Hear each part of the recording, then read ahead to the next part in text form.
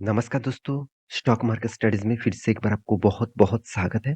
तो आज यहाँ पे मैं डिस्कशन करने वाला हूँ, एक ऐसे कंपनीज़ के बारे में जो देखा जाए तो नेटवर्क 18 कंपनी नाम है इसका और जो देखा जाए तो एक एंटरटेनमेंट इंडस्ट्री से बिलॉन्ग करते हैं। तो इस कंपनी के बारे में आज इसीलिए डिस्कस कर रहा हूँ क्योंकि पिछले कुछ दिनों से पहले ही बहुत सारे दोस्तों ने कमेंट भी कर रहा था।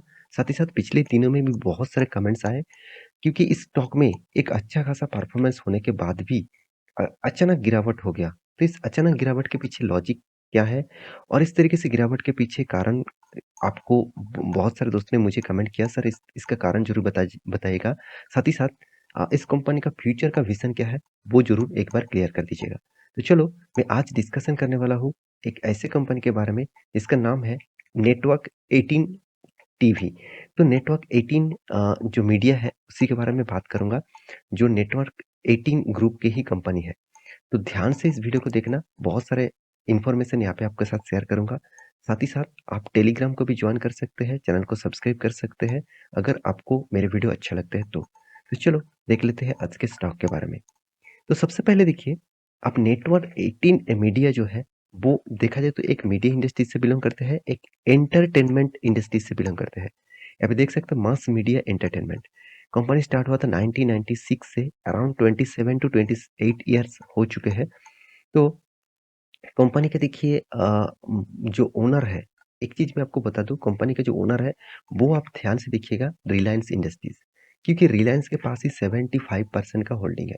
आप सभी जानते हैं एनडीटीवी, एनडीटीवी को कौन खरीदना चाहा? एनडीटीवी, एनडीटीवी को कौन खरीदना चाहा? अदानी ग्रुप। क्यों खरीदना चाहा? देखिए अदानी ग्रुप खरीदने के पीछे एक कारण है, क्योंकि देखिए अदानी ग्रुप चाहते हैं कि अगर मेरे पास कोई मीडिया रहे, तो मैं कुछ भी इस मीडिया के माध्यम से कुछ भी कर सकता हूँ। मतलब कुछ भी एडवर्टाइज़मेंट हो, मतलब खुद का कंपनी का प्रमोशन हो, वो मैं वहाँ से कर सकता हूँ। सेम टू सेम यहाँ पे रिलायंस ने बहुत पहले से ही इस तरीके से काम कर चुके थे। उसी को देखकर एनडीटीवी का भी अदानी ग्रुप ने खरीदारी की है।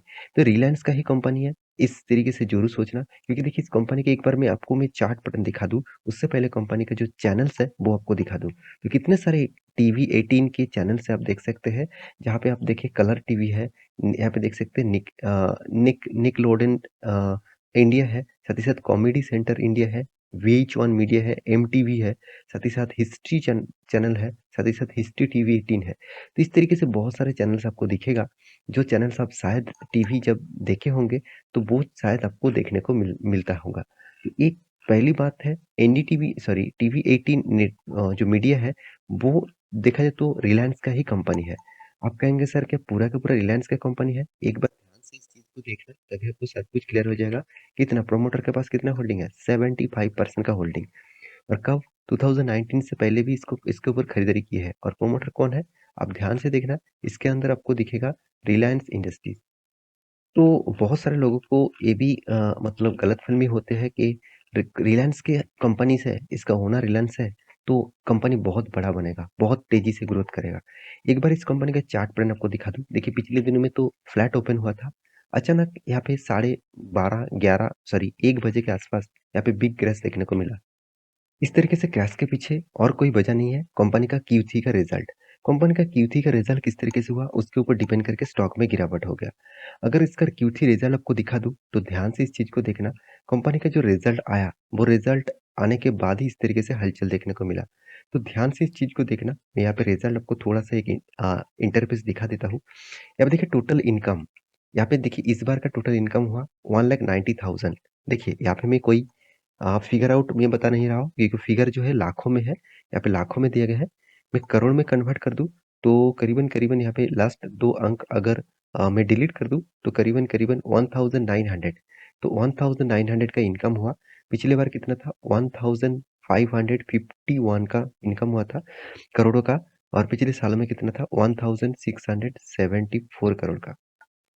तो ओवरऑल बात करूँ, कंपनी ने इस बार अच्छा खासा इनकम तो किया, तो गलती कहाँ पे हुआ? गड़बड़ी कहाँ पे हुआ? चलो वो भी आपको बता देता हूँ। कंपनी का प्रॉफ़िट एंड लॉस एक्सपेंस जो है, उसको देखिए कंपनी ने कंट्रोल नहीं कर पाया। तो जितना इनकम कंपनी ने दिखाया आपको, उसी हिसाब से भी ज़्यादा कंपनी ने क्या किया? एक्सपेंस कर बैठे। तो यही बड़ा गलती हो गया क्योंकि कंपनी का net profit, profit for the period आप ध्यान से देखेंगे, तो प्रॉफ़िट फॉर द पीरियड में कंपनी का प्रॉफ़िट तो हुआ, मगर पिछले बार ने आप कहेंगे सर पिछले बार तो लॉसेस हुआ था 28 करोड़ के आसपास और इस बार ओनली 8 करोड़ के आसपास प्रॉफिट हुआ, ओनली 8 करोड़ और पिछले साल में कितना? करीबन-करीबन 306 करोड़ का प्रॉफिट था। तो सोचिए 300 करोड़ से डायरेक्ट 8 करोड़ इतना छोटा-मोटा कंपनी ने प्रॉफिट किया। अगर इस चीज़ को मैं यहाँ पे आपको दिखा दूँ क्वार्टरली रिजल्ट में, आप ध्यान से देखना कितना 8 करोड़ का प्रॉफिट है। पिछले बार कितना 28 करोड़ का लॉस किए थे। पिछले सालों में कितना था 306 करोड़ का प्रॉफिट था। इसी एक कारण के मतलब इसी कारण के चलते हुए स्टॉक के ऊपर भारी भरकम गिरावट देखने को मिला। देखिए मान के चलिए आपका एक बिज़नेस है, उस बिज़नेस में आप एक्सपेक्टेशन कर रहे हैं कि मैं 2020 में जो इनकम किए थे, 2000 मतलब 23 में वो उससे 3 गुना, 2 गुना कुछ भी हो, थोड़ा-सा भी ज़्यादा प्रॉफ़िट तो मैं ज़रूर करूँगा। मगर उल्टा हो रहा है, यहाँ पे जो प्रॉफ़िट हुआ था, यहाँ से कई गुना मतलब करीबन 5 से 6 गुना प्रॉफ़िट आपको डाउन हो चुके हैं।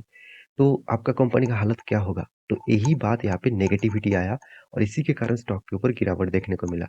तो आप कह रहे हैं कि सर कंपनी में कितना शानदार परफॉर्मेंस एक बार दिखा दें। तो देखिए मैं क्या आपको 1 साल की बात करूँ, तो देखिए कंपनी क्या किए थे यहाँ से इस लेवल से आप 2019 से पहले मैक्स चार्ट पर ओपन कर दूँ, देखिए इसका हालत क्या है? किस तरीके से स्टॉक में गिरावट 80% तक क्रैश हो चुके हैं स्टॉक। तो क्या इस कंपनी के ऊपर निवेश करना चाहिए?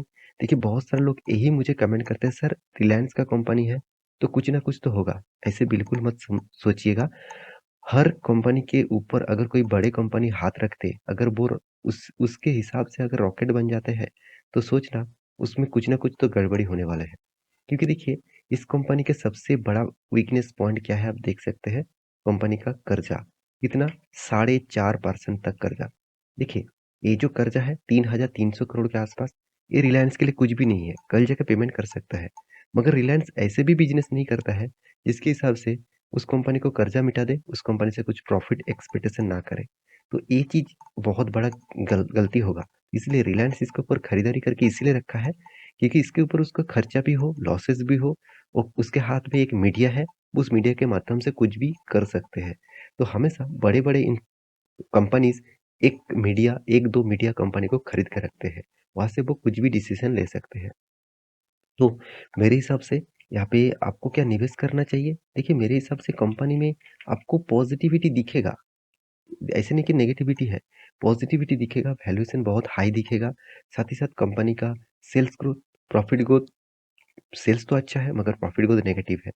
कंपनी का पैग रेशियो बहुत ज़्यादा है, इसका मतलब कंपनी का वैल्यूएशन बहुत ज़्यादा है। मार्केट कैप टू सेल्स के हिसाब से कंपनी का मार्केट कैप टू सेल्स ठीक-ठाक है।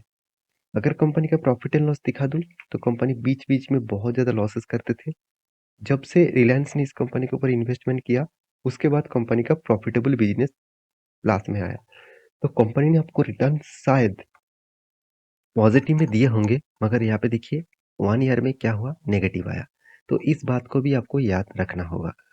तो सेल्स ग्रोथ, प्रॉफिट ग्रोथ सब कुछ पॉज़िटिव, नेगेटिव में आपको देखने को मिला। तो इस कंपनी के इन्वेस्टर के बारे में बात करूँ, आप देखेंगे कंपनी अगर अच्छा होता, तो प्रमोटर के बाद एफआईएस और डीएस अच्छा खासा माल उठा के रखते। तो फिर भी एफआईएस ने इस बार अच्छा खासा माल उठाया, डीएस ने उतना खास माल नहीं उठाया। प्रोमोटर के बाद पब्लिक ने सबसे ज़्यादा माल उठाया। तो यहाँ पे आप एक चीज़ ज़रूर नोटिस करेंगे, इस कंपनी का जो चार्ट पैटर्न है, मैं आपको एक ट्रेन लाइन ड्रॉ करके दिया। ये जो ट्रेंड है, वो एक बिग रेजिस्टेंस के हिसाब से काम कर रहा है। मैं आपको बहुत बार बोलता हूँ, इस तरीके से रेजिस्टेंस अगर जब कभी ब्रेकआउट होते हैं, तो आपको क्या देखना है, उसको रिट्रेसमेंट किया है कि नहीं किया है। इसका मतलब वो रिवर्सल आया कि नहीं आया। देखिए यहाँ से रिवर्सल आया, उसके बाद फिर से बाउंस बैक किया। तो इस तरीके से अपॉर्च्युनिटी आपको ढूँढना है, तभी आप एक अच्छा खासा ट्रेडिंग ज़ोन ढूँढ सकते हैं। यहाँ पे डबल टॉप बना है, यहाँ पे भी एक टॉप, यहाँ पे भी एक टॉप। तो प्लीज़ इस टॉप के ऊपर अगर सस्टेन ना कर पाएँ, तो प्लीज़ एंटर मत लेना, क्योंकि जब डबल टॉप बनते हैं, हायर चांसेस होता है फिर से रिवर्सल होने का। तो इस लेवल को ब्रेकआउट करने दीजिएगा, उसके बाद थोड़ा-सा वॉल्यूम करने दीजिएगा, उसके बाद एक रैली ज़रूर आपको दिखेगा। तो जितने सारे इन्वेस्टर हैं, उसके लिए मैं ज़रूर कहूँगा, इस तरीके से कंपनी से दूरी रहिए। फिर भी आप रिस्की प्लेयर हैं, मतलब आप रिस्क से इन्वेस्टमेंट करना चाहते हैं, तो आप ज़रूर रिसर्च करिए और मेरे वीडियो आपको कैसा लगा ज़रूर कमेंट करना और इसी तरीके से वीडियो पाने के लिए चैनल को सब्सक्राइब भी करना। मिलते हैं नेक्स्ट वीडियो में, तब तक के लिए अच्छे से रहिए, अपना ख्याल रखिए। Bye bye.